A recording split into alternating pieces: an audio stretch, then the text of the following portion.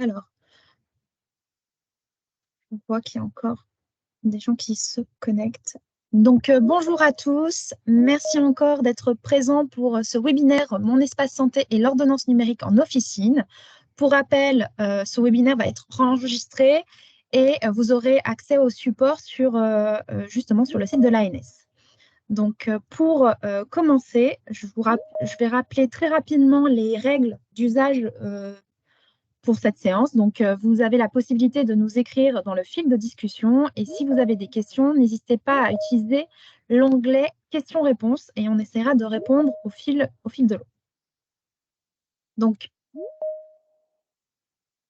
petit rappel de comment va se passer cette séance. Donc, dans un premier temps, on va revenir sur Mon espace santé, le nouveau carnet de santé numérique et sécurisé de vos patients.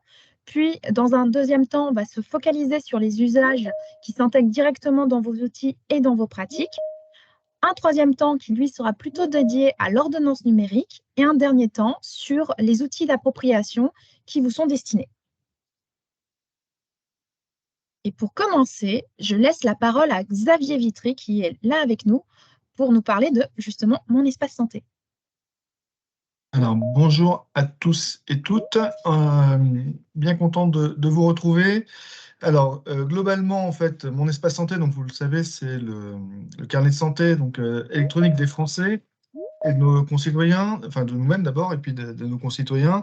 L'objectif, en fait, à travers tout ça, c'était de remettre aux patients ces données de santé. Alors, pour pouvoir le faire aussi dans un objectif de facilitation pour les professionnels de santé, on a mis en place un dispositif qui s'appelle le dispositif Ségur et qui est un financement exceptionnel de 2 milliards d'euros qui permet la mise en place la mise à jour de vos logiciels professionnels pour devenir compatibles autour de Mon espace santé et permettre d'éviter les doubles saisies qui étaient une des limites historiques de Mon espace santé. Donc aujourd'hui, du DMP historique.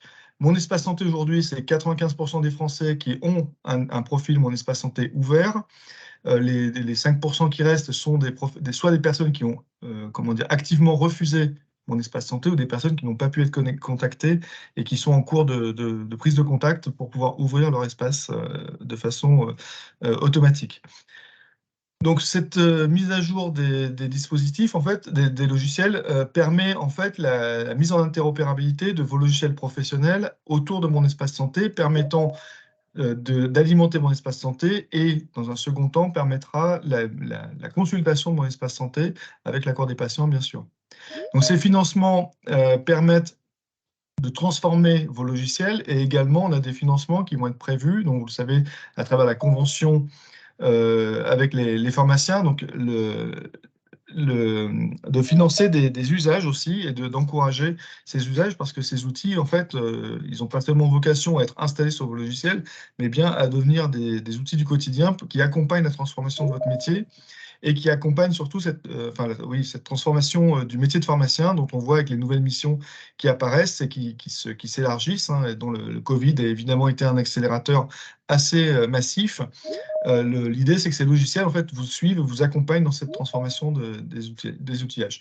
Un petit rappel toutefois réglementaire, sur les obligations réglementaires vis-à-vis des professionnels de santé, qui ont une obligation de remettre aux patients des documents de santé à travers leur parcours, donc en l'occurrence les comptes rendus de consultation, par exemple les lettres de sortie hospitalière ou des documents de type bilan partagé de médication ou note de vaccination quand vous pratiquez une vaccination, par exemple en milieu officinal.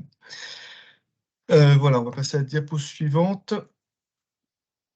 Et du coup, avant de peut-être passer sur la diapo suivante, il faut juste rappeler qu'il y a eu le 9 mars 2022 une convention qui a été signée pour justement favoriser les usages autour de Mon espace santé destiné justement plutôt aux pharmaciens par rapport à un document qui existait, qui était l'avenant pour les médecins. Là, il y a un financement qui est propre justement aux officines.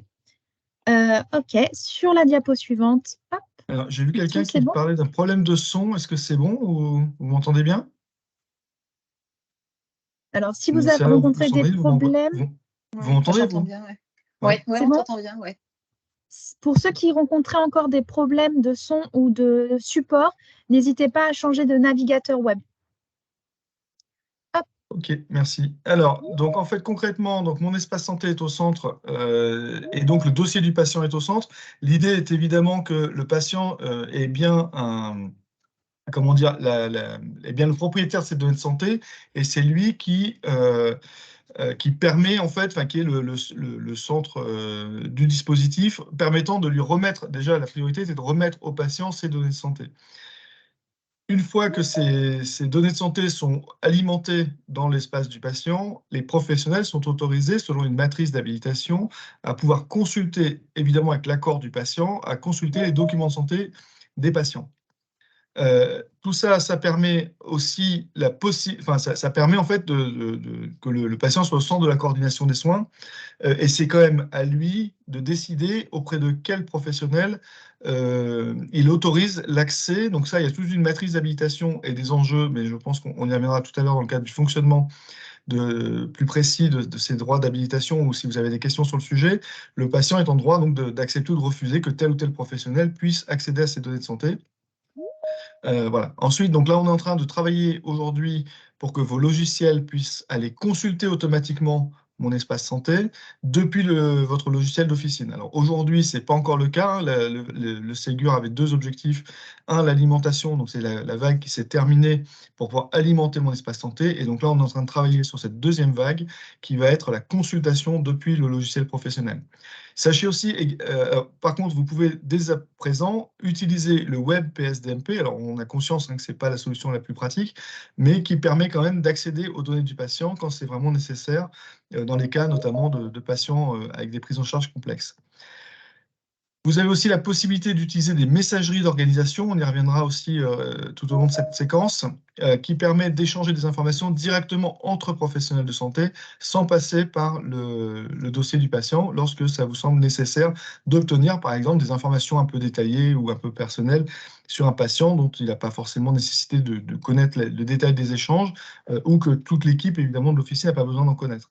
Donc ça permet aussi ces échanges directs pour avoir des précisions sur une prise en charge, pour pouvoir remonter aussi parfois des alertes au médecin traitant. Ça peut être aussi des possibilités tout à fait possibles, tout à fait envisageables, pardon. On va avancer.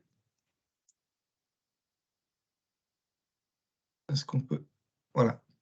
Donc, mon espace santé, c'est le carnet de santé numérique et sécurisé. Il est à la main des usagers, c'est-à-dire que c'est l'usager qui décide déjà de son ouverture ou non, même si on a pris une décision de ce qu'on appelle l'opt-out, c'est-à-dire par défaut, on crée mon espace santé, mais les patients sont libres de le refermer ou d'en restreindre l'usage à leur seule finalité ou à quelques professionnels qu'ils ont décidé d'ouvrir. Donc, par défaut, c'est plutôt relativement ouvert, enfin ouvert au sens de la création et ensuite d'une matrice d'habilitation qui applique des droits en fonction de votre profession, mais le patient a toute la latitude, on va dire, pour réduire ses droits à ses seules finalités que lui juge nécessaires, qui peuvent être donc aller de fermer le dispositif jusqu'à réduire des droits de façon assez conséquente. Donc, il faut savoir que les données sont bien hébergées en France. C'est l'assurance maladie qui est l'opérateur et qui gère en fait toutes les infrastructures dédiées à ce dispositif et qui, évidemment, on respecte toutes les normes de sécurité et à l'état de l'art et des règles d'hébergement des données de santé françaises et européennes, donc avec aucun échange d'informations en dehors du cadre qui est prévu. Donc c'est un encadrement évidemment extrêmement strict, hein, vous imaginerez bien, de l'usage des données de santé.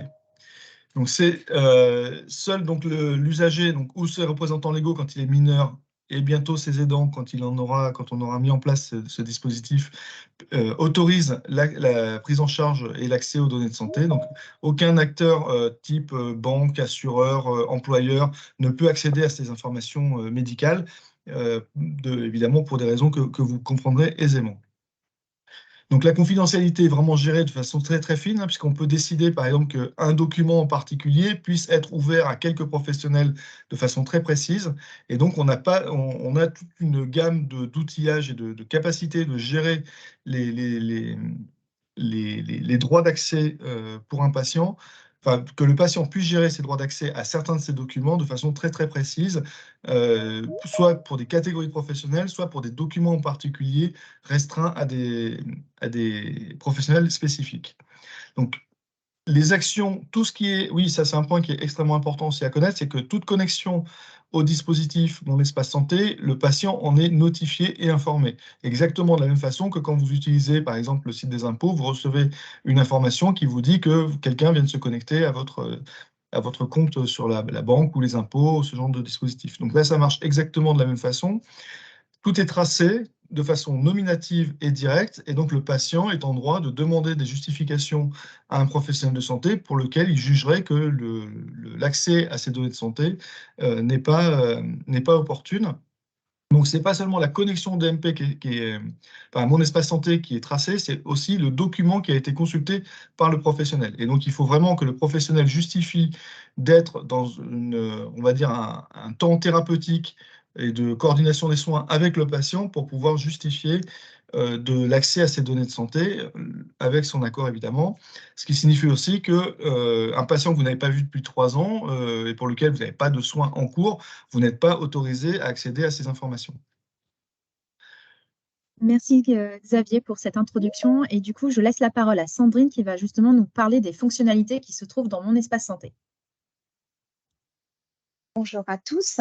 Là, Xavier en a largement parlé, mais en synthèse, et peut-être que vous l'avez expérimenté vous-même en activant Mon Espace Santé, mais on a une partie dossier médical, donc c'est le stockage de documents. Donc ce qu'il faut savoir, c'est que par rapport à ce qu'évoquait Xavier, c'est que côté professionnel de santé, et donc vous, pharmacien, l'interface, c'est le DMP. Qui existait historiquement. Et côté patient, tous les documents que vous allez mettre dans le DMP vont être vus par le patient via Mon Espace Santé. Donc, on a cette partie stockage de documents, donc très importante pour le parcours de soins. Et puis, une nouveauté par rapport à ce qu'on avait pu faire avec le DMP, c'est le profil médical, qui est un espace qui est rempli par le patient lui-même avec ses antécédents médicaux, la partie vaccination, allergie, mesures de santé. Cette synthèse, donc, qui est faite par le patient, peut tout à fait être mise à la disposition des professionnels de santé. Ça peut être intéressant, notamment, par exemple, pour une première consultation, d'avoir un peu un état des lieux qui a été fait avant par le patient tranquillement chez lui. Il génère une synthèse qui est mise dans l'espace document de Mon Espace Santé et qui sera visible par les professionnels de santé. Et on a des rubriques, notamment la rubrique vaccination, qui peut être alimentée par le patient et qui peut être alimenté bien évidemment par le professionnel de santé lui-même. On le reverra tout à l'heure, mais vous, en tant que pharmacien, vous pouvez intégrer des vaccinations via la note de vaccination et ça pourra être vu par le patient dans cette partie vaccination du profil médical qui est une exception à une donnée qui est remplie par le professionnel de santé. Si une vaccination est remplie par un patient, un professionnel de santé peut la valider en accédant à cette partie du profil médical. On a une autre brique qui est la messagerie de santé. On y reviendra tout à l'heure par rapport à une fonctionnalité intéressante pour le partage d'ordonnances. C'est une messagerie qui est à la main des professionnels de santé et qui permet des échanges avec le patient de manière totalement sécurisée. Et donc, on verra, on a mis une fonctionnalité où on laisse la main au patient exceptionnellement pour le partage d'ordonnances avec les officines. Une partie catalogue de services donc, qui est en partie mise en place. Si vous allez et vous activez Mon Espace Santé, vous verrez qu'on a à peu près 25 applications aujourd'hui qui ont été référencées dans Mon Espace Santé par rapport à un certain nombre de critères éthiques, de sécurité, et qui à terme vont être ouvertes avec des échanges de données. C'est typiquement, par exemple, une application qui permettrait d'enrichir les mesures de santé de profil médical. Par exemple, on pense à une balance connectée qui pourrait toujours c'est très important ce que vous expliquez tout de suite Xavier, puisque là aussi, ça sera sous l'accord du patient qui souhaite qu'il y ait ces échanges de données et qui pourra autoriser une application, par exemple, à alimenter des mesures du profil médical. Donc, je vous donne l'exemple par exemple, de la balance connectée ou encore du lecteur de glycémie. Donc, aujourd'hui, pour l'instant, on a juste la visibilité des applications qui se sont fait référencer. L'échange de données est prévu d'ici quelques mois. Et enfin, la partie agenda de santé qui sera ouverte de manière concomitante a priori avec l'échange de données qui permettront d'avoir des alertes d'agenda. On peut penser par exemple aux rappels de vaccination qui pourront s'incrémenter directement dans l'agenda du patient. On peut passer à la slide suivante. Alors, juste avant, j'en profite, il y a une question qui est: que se passe-t-il pour les patients n'ayant pas d'ordinateur? Il faudra juste rappeler que l'appli Mon Espace Santé est disponible aussi sur les mobiles. En fait, on verra tout à l'heure dans les usages, mais il y a une version mobile qui est très pratique et même notamment quand vous allez dans un lieu de soins, c'est très pratique d'avoir l'application directement pour échanger directement avec le professionnel ou l'établissement de santé, effectivement. Merci Sandrine. Et d'ailleurs, il y avait une autre question qui était justement sur le nombre d'utilisateurs. Vous voyez qu'il y avait plus de 95% de gens qui avaient mon espace santé. Et du coup, je te laisse justement parler du déploiement en cours. Voilà, donc en fait, alors là, on met 92% parce qu'en fait, on va bientôt atteindre effectivement les 95% de mon espace santé créé. On avait fait un processus de création automatique en 2022 avec une très faible opposition, 2% seulement des gens se sont opposés, mais on avait eu des difficultés pour quelques pourcentages de patients, notamment pour lesquels on n'avait pas retrouvé les coordonnées pour pouvoir envoyer un mail ou un courrier en fait, demandant aux usagers s'ils ne s'opposaient pas à la création automatique. Donc, on a fait des rattrapages là, qui sont en cours. On devrait arriver à effectivement 95% de comptes créés. Vous le voyez, alors les chiffres ont encore évolué depuis qu'on a préparé la planche, mais on est, je crois, aujourd'hui à pas loin de 14,5 usagers qui ont activé, donc qui utilisent vraiment mon espace santé. Ce qu'il faut savoir, c'est qu'en tant que professionnel de santé, vous pouvez alimenter déjà mon espace santé via le DMP sans que les patients aient activé. Il suffit que le compte soit créé. Et ensuite, effectivement, on incite les patients, et ça va être d'autant plus vrai, on voit là qu'on a fait une campagne de communication, on y reviendra à la fin de la présentation, mais qu'il y a eu de gros effets sur les activations. Et ce que l'on sait, c'est que si les professionnels de santé commencent aussi à en parler à leurs patients en disant « ça y est, j'alimente mon espace santé », les usagers vont être incités à activer le compte déjà créé. Donc, les dernières semaines montrent que ce phénomène est en cours et on a de plus en plus d'activations. Vous voyez, on était en moyenne sur les 6 derniers mois à 200 000 usagers qui activaient leur compte. On a vu une progression ces dernières semaines. Vous voyez aussi qu'à peu près un peu plus d'un quart ont rempli leur profil médical que j'évoquais tout à l'heure, notamment avec leurs mesures de santé, les antécédents. Mais plus les patients vont voir que les professionnels de santé s'en servent aussi, plus ils vont être motivés à remplir leur profil médical. Et vous voyez un volume aussi non négligeable de messages qui commencent à être envoyés par les patients à un professionnel ou un établissement de santé. Donc, comme je vous le disais tout à l'heure, il faut que le professionnel ou l'établissement ait ouvert la conversation, sauf le cas particulier du partage d'ordonnances avec les officines qu'on va évoquer tout à l'heure. Donc, merci Sandrine. Du coup, là, on a fait un focus sur le déploiement avec des informations qui sont plutôt centrées usagers. Là, on va justement vous dire plus d'informations sur la dynamique qui est lancée et finalement le nombre de documents que l'on peut retrouver sur mon espace santé. Et là, je laisse justement Xavier revenir sur ces chiffres clés. Oui, bon, donc en fait, effectivement, on a une augmentation, on va dire, très significative du nombre de documents, puisque là, ce sont les alimentations mensuelles dans le dispositif. Notre ambition, en fait, elle est d'être à la fin de l'année à peu près vers 250 millions de documents dans mon espace santé. Il faut savoir, historiquement, dans le DMP, on avait 10 millions de documents sur l'ensemble de la population française et l'ensemble du projet DMP sur une vingtaine d'années. Donc, c'était évidemment pas grand-chose. Et donc, une des récriminations qu'on avait, c'était que c'était jamais alimenté et que, du coup, on pouvait se connecter, on n'y trouvait pas grand-chose. Et ce qui était fortement lié au fait que ça demandait de la double saisie aux professionnels de santé et que donc, évidemment, il est hors de question de solliciter les professionnels pour demander de la double saisie. Donc, c'est en ça qu'on a mis en place ce dispositif Ségur qui pousse à l'alimentation automatisée à partir des logiciels professionnels. Et donc là, on voit une très nette accélération de ces documents. On était au mois de septembre à peu près à 15 millions de documents chargés. Et notre ambition, donc, c'est d'être à peu près à 250 millions de documents par an, pardon, en routine à partir de la fin de l'année. Et pour 2026, je crois que c'est de l'ordre de 400 millions de documents échangés à travers mon espace santé. Donc, on a une trajectoire qui est plutôt une bonne trajectoire, enfin une trajectoire en tout cas qui est, comme on le voit ici, plutôt très bien orientée, on va dire. Et aujourd'hui, donc 99% donc des déploiements réalisés, ça veut dire que les bons de commande Ségur qui ont été passés ont été sur les couloirs sanitaires exécutés à plus de 99%. Donc une trajectoire plutôt intéressante de l'ensemble. Si on peut avancer. Donc, pour détailler un tout petit peu les types de documents, donc on va retrouver des examens, donc en premier lieu les examens de biologie, ce qui semble, on va dire, entre guillemets le plus facile, puisque ce sont des robots hein, qui analysent et qui émettent les documents. Donc, ceux-là sont poussés de façon très massive par les laboratoires d'analyse médicale. On a les comptes rendus d'imagerie, les documents hospitaliers également, qui sont beaucoup chargés dans mon espace santé. Ce sont plusieurs dizaines de milliers de lettres de sortie, d'ordonnances de sortie hospitalière qui sont chargées dans mon espace santé. Donc, il devient de plus en plus facile, entre guillemets, de trouver des informations. Et je pense notamment, une des difficultés qu'évoquaient vos représentants syndicaux et ordinaux était de retrouver, de comprendre les informations. Qu'est-ce qui s'était passé à l'hôpital pour un patient qui était sorti de façon un petit peu rapide de l'hôpital, pour lequel vous n'aviez pas d'informations. Eh bien, aujourd'hui, vous allez retrouver, en fait, dans son espace santé.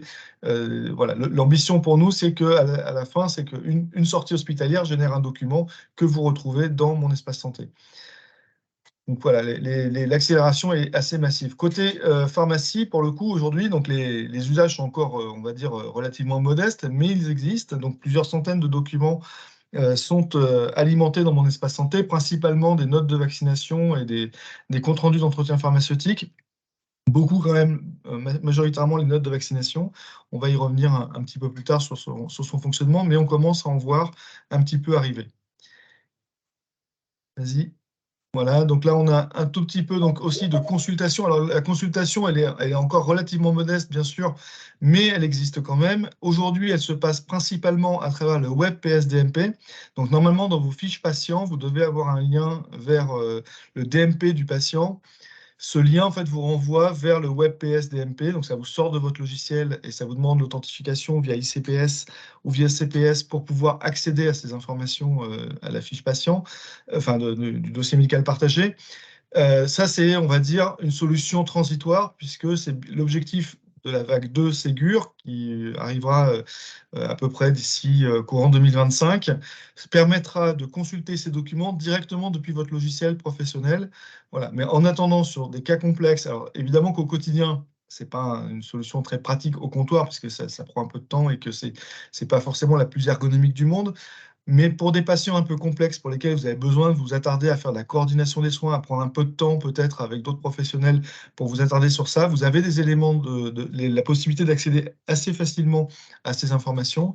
Et donc la finalité, quand on en aura terminé avec cette vague 2 Ségur, ça sera que vous aurez ces informations intégrées directement dans le logiciel et que vous pourrez accéder notamment par exemple à des comptes rendus de biologie depuis l'espace de dispensation dans votre logiciel et accéder et vérifier que la biologie est bien conforme aux attendus du traitement que vous allez dispenser. Ensuite, par-dessus tout ça, les éditeurs auront la liberté de rajouter de l'intelligence artificielle et de vous sortir des alertes, par exemple, liées à des biologies. On n'en est pas encore complètement là, mais en tout cas, c'est la trajectoire que les choses vont prendre. Voilà. Donc, les chiffres sont encore modestes, mais la trajectoire est quand même la bonne. Donc, merci pour cette introduction. Du coup, je vous propose qu'on bascule sur le deuxième temps qui était sur les usages qui s'intègrent directement au sein de vos outils et de vos pratiques. Et par conséquent, petit rappel, il ne s'agit pas d'un nouvel outil, hein, on l'a évoqué, hein, c'est dans vos outils actuels, c'est souvent une mise à jour de votre logiciel qui doit finalement être référencé Ségur. Et d'ailleurs, en parlant de solutions référencées Ségur, je crois que tu disais, Xavier, justement, que la plupart, côté pharmaciens d'officine, donc les LGO, étaient presque tous référencés Ségur, justement. Alors effectivement, donc au niveau LGO, donc on a tous les logiciels. Enfin, il y a 11 solutions sur le marché, effectivement. Et sur les 11, on en a 9 aujourd'hui qui sont référencées. Et les 2 dernières qui ne le sont pas encore, les derniers l'ont été la semaine dernière. On en a un nouveau qui normalement devrait l'être cette semaine. Et un dernier qui devrait l'être avant le mois de décembre. Donc on aura la totalité. Et d'ailleurs, c'est le premier domaine professionnel en santé où la totalité des logiciels du marché devrait être référencés Ségur avant la fin de l'année. Et du coup, j'en profite, je vais faire un petit rappel. Vous voyez que sur les 20 500 pharmacies au total qui sont identifiées, la plupart sont déjà justement équipées d'une solution Ségur compatible. Donc, pour justement illustrer le cas d'usage, donc là, on voit bien, on a parlé de mon espace santé qui était plutôt destiné à l'usager patient et à votre logiciel LGO. Je vous propose justement une petite vidéo pour vous montrer un cas d'usage plus concret qui est comment ça se passe.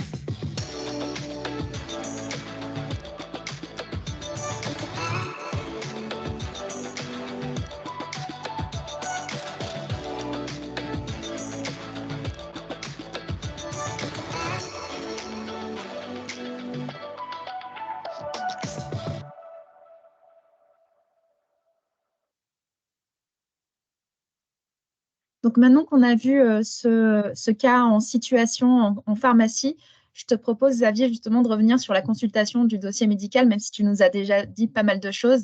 Et justement, peut-être faire un petit focus sur deux fonctionnalités qui sont la CPS et l'INS.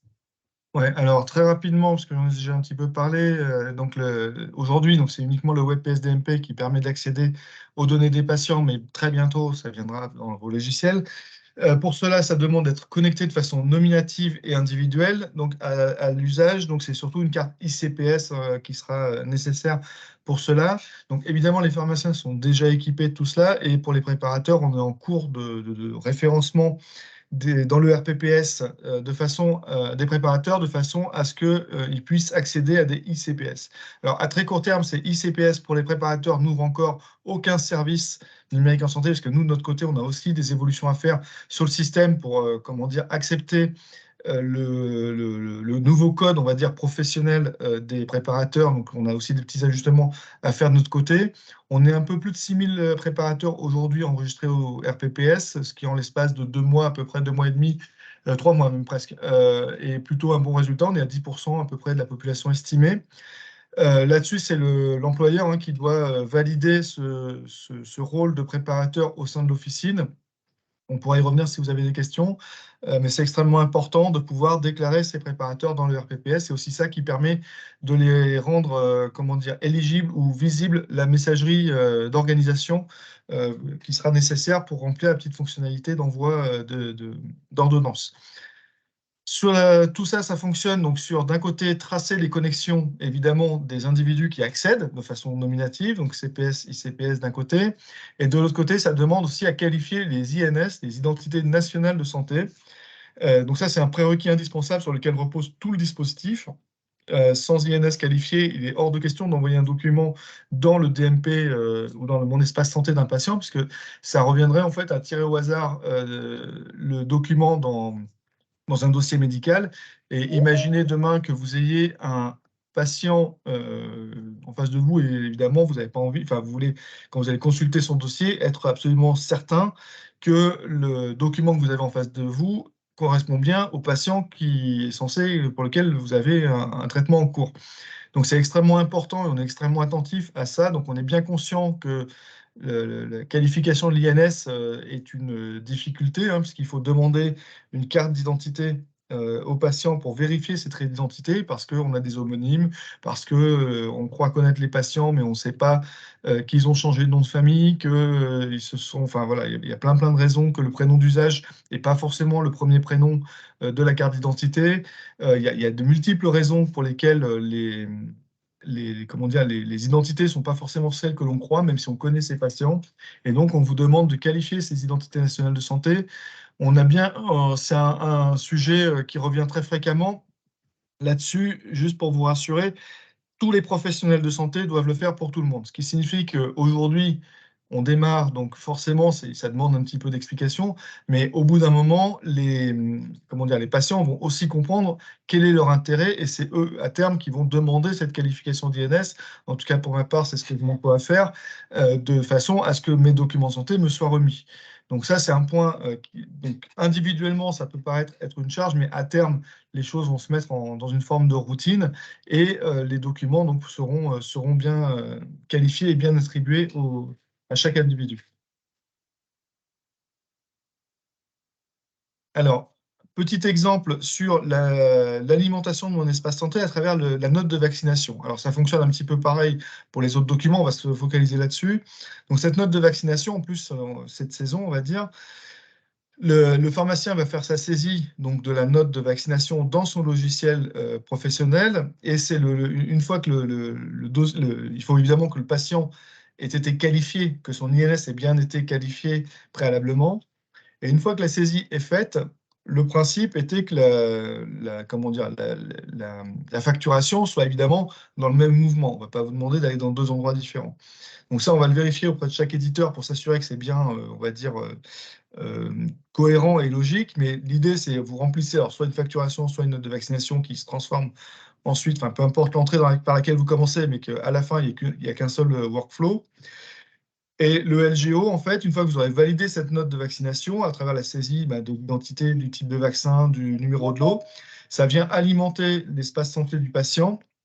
Et ensuite, le système d'information va compiler ces notes de vaccination pour créer un historique de vaccination qui correspond en fait à votre carnet de vaccination électronique, au format européen d'ailleurs au passage. Et donc ce carnet de vaccination électronique, vous pourrez le consulter, ce qui derrière viendra vous permettra de proposer aux patients des vaccinations si jamais vous constatez qu'il est en retard sur certaines vaccinations. Voilà, donc c'est un document très très simple voilà, avec une boucle plutôt qualitative.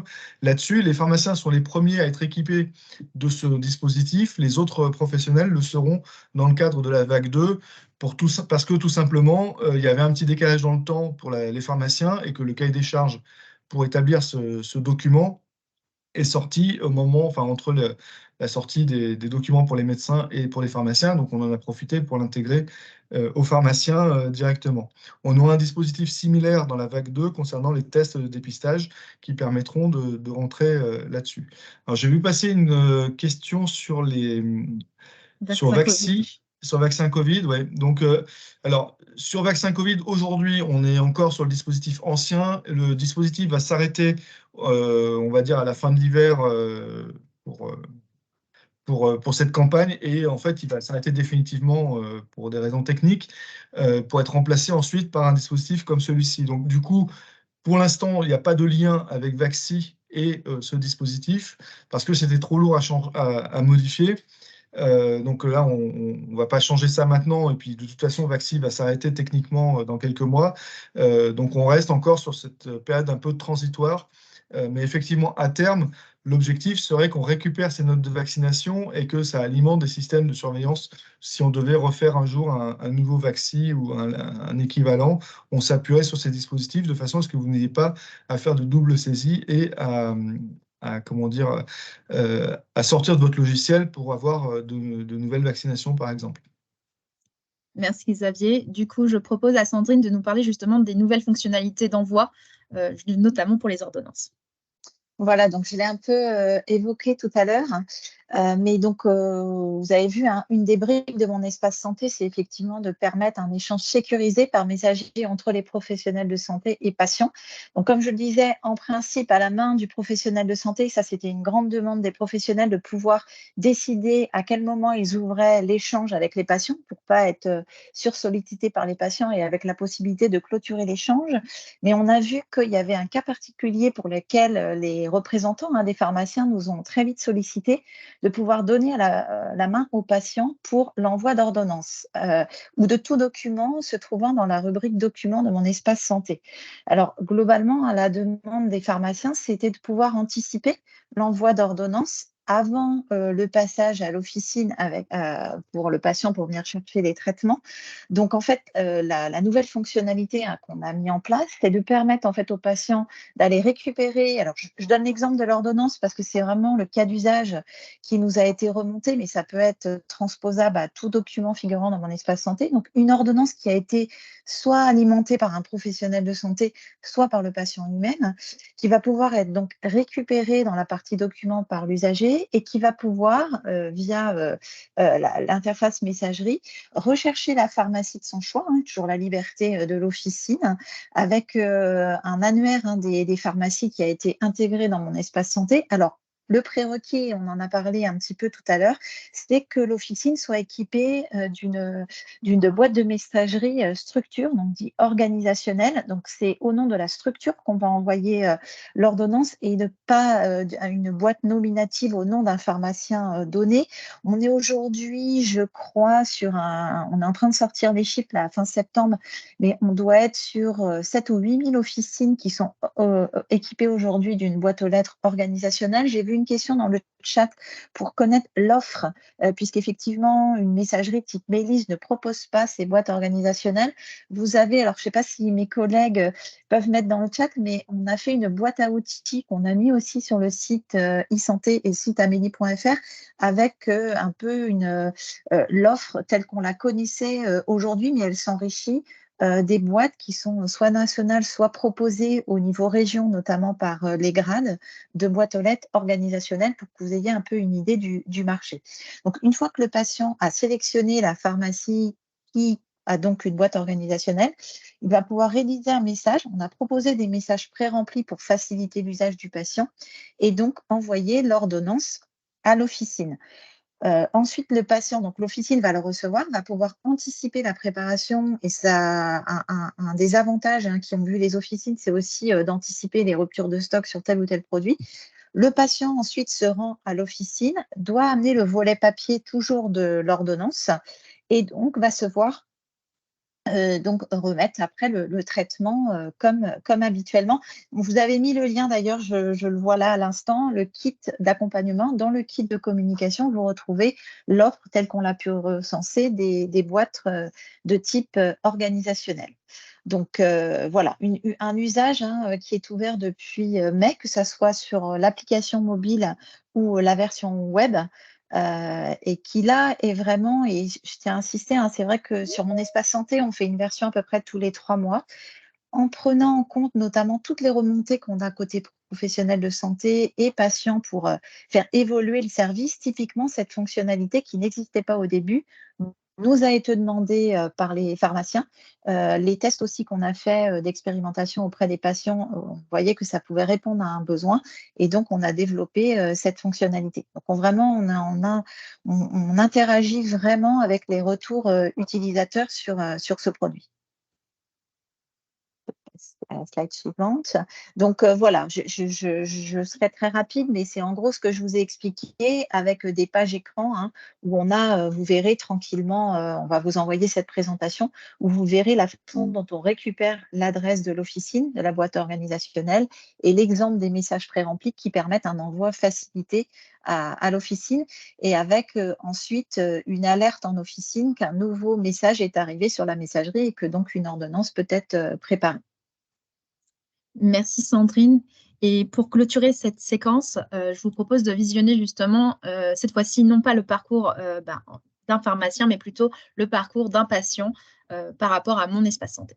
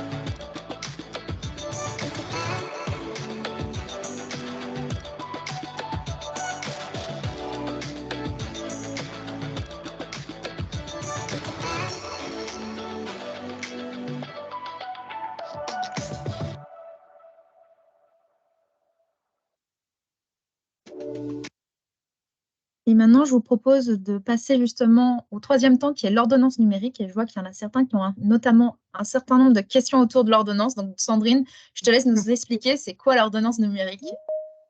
Alors, pour l'ordonnance numérique, alors déjà, je fais un lien par rapport à ce qu'on a évoqué tout à l'heure sur les logiciels référencés Ségur.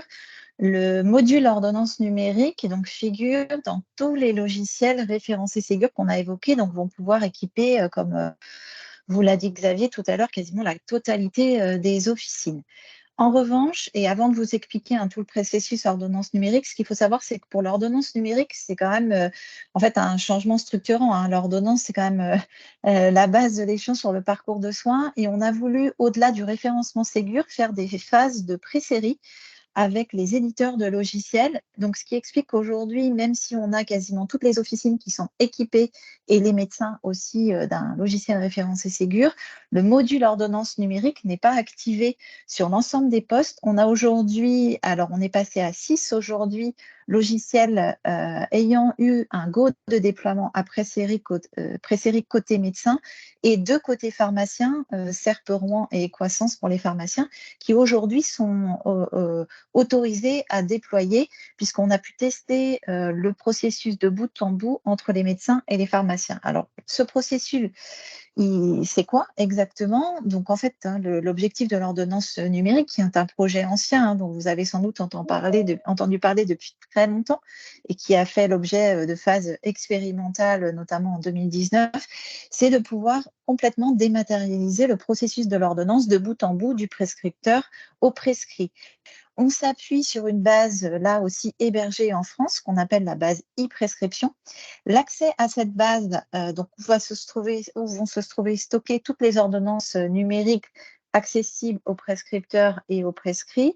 On a un accès en fait hautement sécurisé en CPS aujourd'hui, qui va être ouvert plus tard en ICPS. Le travail qu'évoquait tout à l'heure sur d'autres services, Xavier, pour faciliter l'accès et notamment en mobilité. Les données, donc dans le cadre de l'ordonnance numérique, sont structurées et codifiées, notamment pour les médicaments et produits de la LPP. On s'appuie pour les prescripteurs sur un logiciel d'aide à la prescription. C'est un prérequis pour pouvoir faire de l'ordonnance numérique sur le champ des produits de santé. Ces prescriptions, donc ça concerne les prescriptions, on a beaucoup la question, qu'on l'a précisé, ça va concerner aussi les médicaments stupéfiants et les médicaments d'exception, pour lesquels, une fois que le décret qui est en cours là, de finalisation et qui est en passage au Conseil d'État, nous permettra d'exonérer ensuite les prescripteurs d'éditer les supports spécifiques papier pour ces médicaments. Donc, on va le voir sur la slide suivante, mais vous allez voir que ce qui va changer essentiellement, c'est, voilà, ça va être plus simple. Je vais vous le faire par le processus, en fait, pour ne pas être redondant dans la présentation. Donc, aujourd'hui, un prescripteur, et vous allez voir dans les chiffres, on a déjà un certain nombre de prescripteurs qui élaborent des ordonnances numériques. Donc, ils s'appuient sur le logiciel d'aide à la prescription. L'ordonnance qui va être faite via le logiciel métier avec ce produit socle du Ségur, l'ordonnance va être enregistrée dans la base e-prescription. En parallèle de cet enregistrement, il y a un envoi automatique du PDF de l'ordonnance dans mon espace santé. Donc, comme ça, à tout moment, le patient pourra récupérer l'ordonnance et pourra utiliser la fonction que j'évoquais à l'instant, d'ailleurs, de partage d'ordonnance. Et il pourra retrouver aussi son ordonnance en cas de renouvellement si jamais il a perdu le volet papier.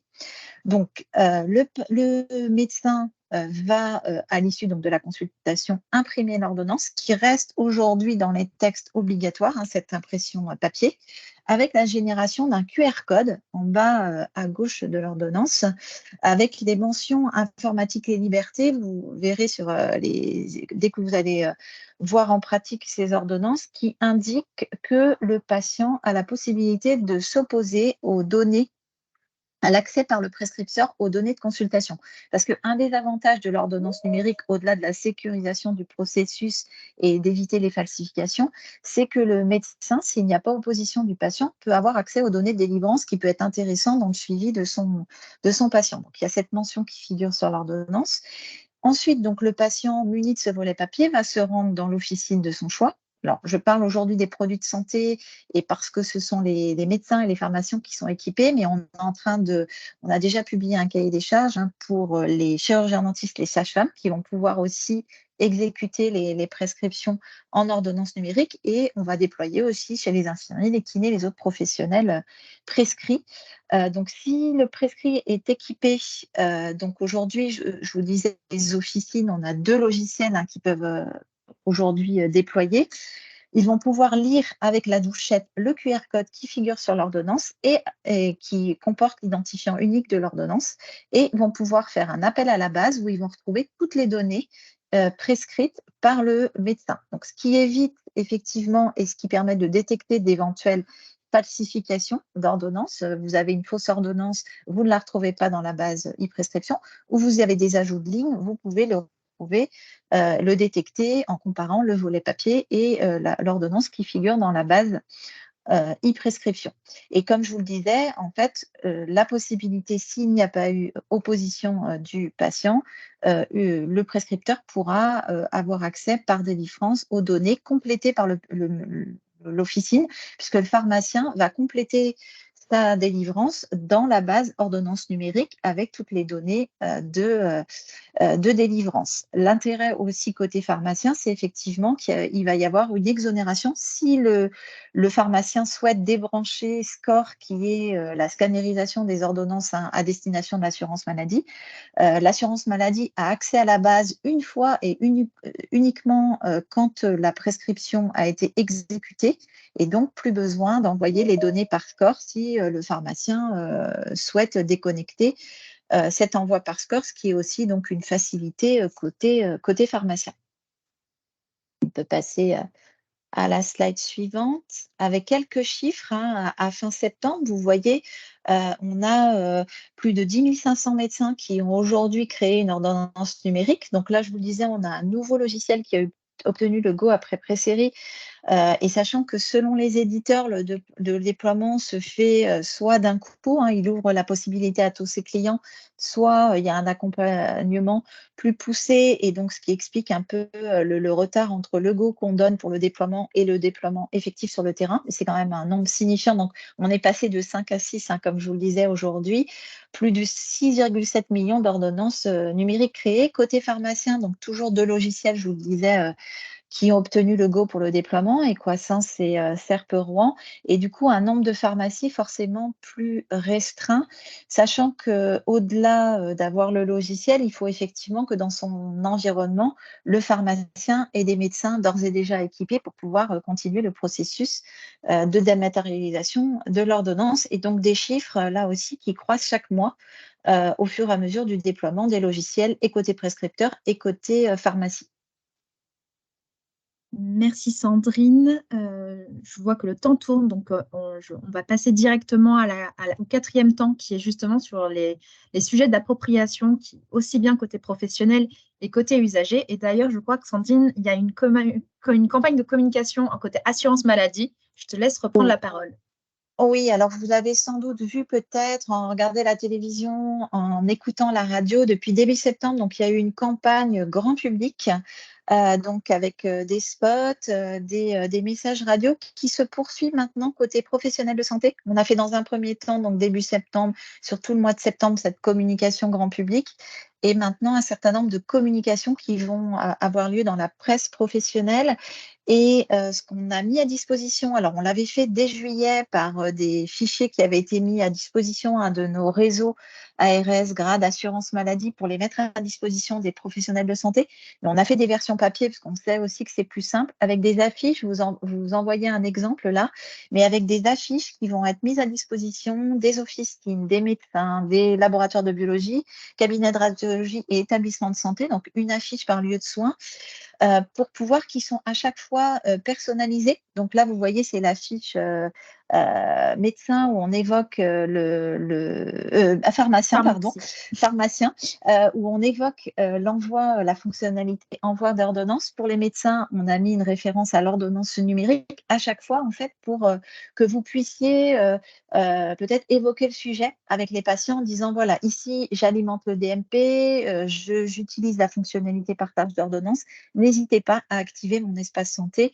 On sait que c'est dans les lieux de soins que finalement, mon espace santé a le plus de chances de parler aux usagers et là où ils y voient vraiment un intérêt pour le suivi de leur parcours de soins. Donc, si vous n'avez pas encore eu nos collègues de l'assurance maladie qui vous ont apporté ces affiches, ça ne serait tardé. Merci Sandrine. Et du coup, je laisse Xavier justement nous parler d'une autre action qui sont les réseaux des ambassadeurs de Mon Espace Santé. Oui, alors effectivement, on a à peu près presque, là c'est 1600, mais on est presque arrivé à 2000 ambassadeurs. Donc ce sont des personnes qui sont formées à l'usage de Mon Espace Santé pour accompagner, alors en particulier les publics, on va dire, les plus en difficulté et les plus éloignés du numérique pour pouvoir les embarquer quelque part autour de Mon Espace Santé et du suivi de tous ces outillages. Vous pouvez évidemment les contacter, vous en avez un peu dans chaque région. Ils interviennent beaucoup à travers les maisons France Santé, France Service, mais pas uniquement. Il y a des réseaux aussi, de la Croix-Rouge, enfin tout un tas d'intervenants qui s'accompagnent et qui sont formés. Voilà, merci Pierre. 70 000 personnes déjà ont été accompagnées par ces ambassadeurs. Et donc, ça va continuer évidemment à s'étendre et voilà, l'idée, c'est vraiment accompagner toutes les personnes éloignées du numérique, quelle que soit la raison. Ça peut être pour des raisons de handicap, d'âge, voire aussi de génération, ou même des personnes pas si âgées qui peuvent se retrouver en difficulté, peuvent tout à fait aller à leur rencontre pour se faire accompagner. Il y a beaucoup d'événements là en ce moment, par exemple en PACA, il y a eu un tour récent là, qui est peut-être même d'ailleurs toujours en cours, où les gens vont activer Mon Espace Santé, se faire expliquer Mon Espace Santé. Donc, il y en a un petit peu partout, régulièrement. Donc, n'hésitez pas à prendre contact avec ces ambassadeurs pour pouvoir accompagner vos patients dans ces démarches et cette prise en charge. Et en complément justement de ces initiatives, on a sur le site de l'ANS un certain nombre de supports qui sont à votre disposition. Donc, pour rappel, on a des outils justement pour vous aider à sensibiliser au niveau de votre patientèle, que ça soit justement le fameux kit qu'on vous a déjà mis dans le fil de discussion. Tous les flyers, affiches qu'on a évoqués sont aussi disponibles en version numérique. Des questions autour de justement de l'INS, il y a des affiches dédiées pour expliquer l'importance de cette identité numérique. Et j'ai vu paraître une question aussi autour du RGPD. Justement, il y a aussi une affiche orientée sur Mon Espace Santé et la sécurité des données, puisque c'est un sujet important, notamment ce mois-ci, puisque nous sommes sur le cybermois. Donc ça, c'est pour plutôt des outils qui sont destinés vraiment à votre patientèle. Et puis, il y a toute une partie d'outils qui est pour vous aider à vous mieux approprier justement Mon Espace Santé. Et là, ça va être des sujets autour justement des fiches pratiques pour mieux comprendre tout ce qui est autour des droits et des règles d'accès de Mon Espace Santé, mais aussi des mémos selon les retours du téléservice. Et notamment, on avait évoqué très rapidement le cas de discordance, comment je fais sur un INS. Donc là, vous avez justement des fiches pratiques On a évoqué aussi la démonstration du WebPC DMP. Donc, si pour le moment, on ne peut pas forcément consulter directement sur le logiciel, mais si vous voulez justement être accompagné, il y a une démonstration de volets, une plutôt courte et une un peu plus longue qui vous permet de détailler. N'hésitez pas à aller justement accéder à ces ressources. Et alors, si vous êtes perdu sur la masse d'informations qu'il y a sur le site de l'ANS, petite astuce, en bas des pages, vous avez toujours une sorte de boussole qui est assez visible, qui vous permet justement, en fonction de votre profil, donc là, vous indiquez que vous êtes pharmacien, que vous travaillez en officine, vous avez justement des réponses qui sont orientées en fonction de vos spécificités pour justement faciliter, retrouver les informations comme, par exemple, commander une carte ICPS.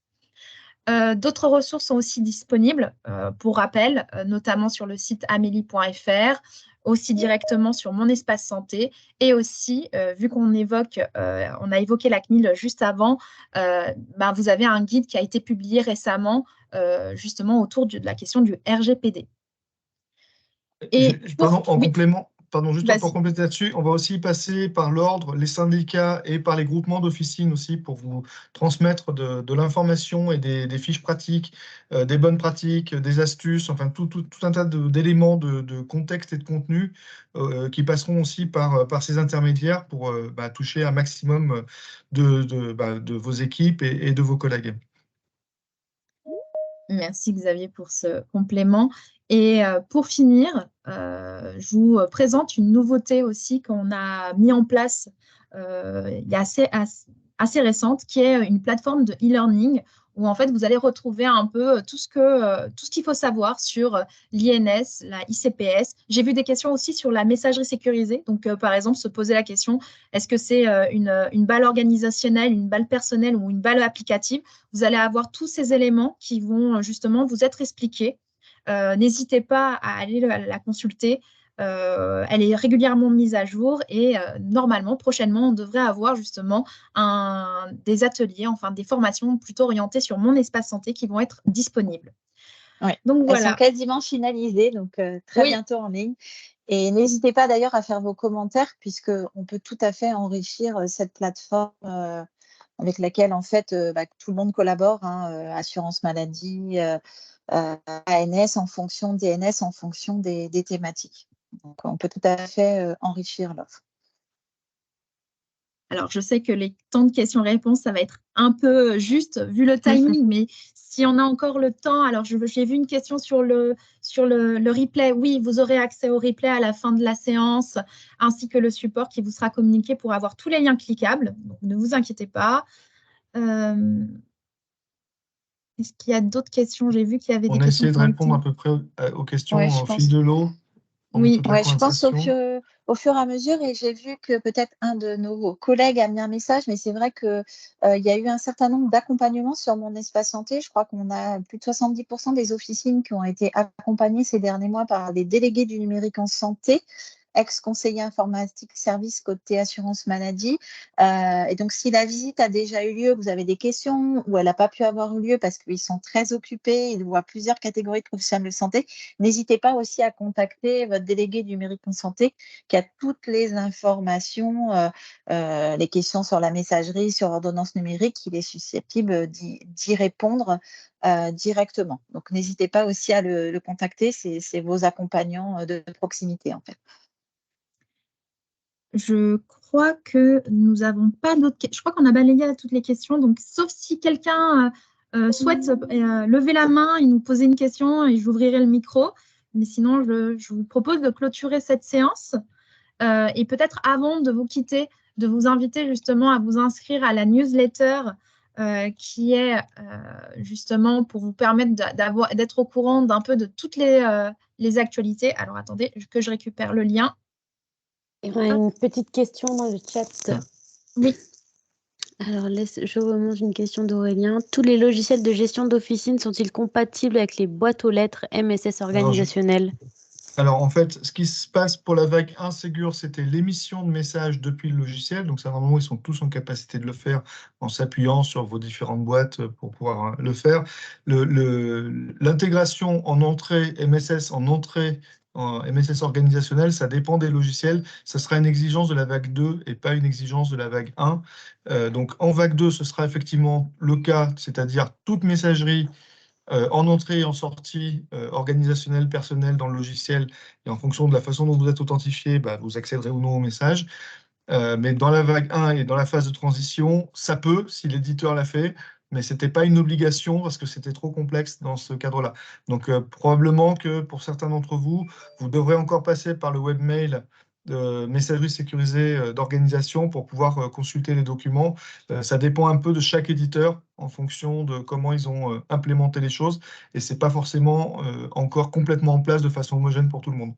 Mais ça le sera en vague 2 Ségur. Voilà. Ça sera, voilà, on est en travaux. Et du coup, je vois que justement, on a un coordonnateur avec nous. Je vous rappelle, voici la liste. Donc, n'hésitez pas, en fonction des régions, contactez-les si vous avez vraiment besoin justement d'actions, de sensibilisation. Ils sont là pour justement vous aider. N'hésitez pas. Donc, merci. Merci à tous pour cette séance. Et du coup, je vous souhaite une bonne continuation, une bonne journée. Et je vous dis à bientôt. Merci à vous. Merci. Au revoir. Très bonne Bonne Au journée. revoir.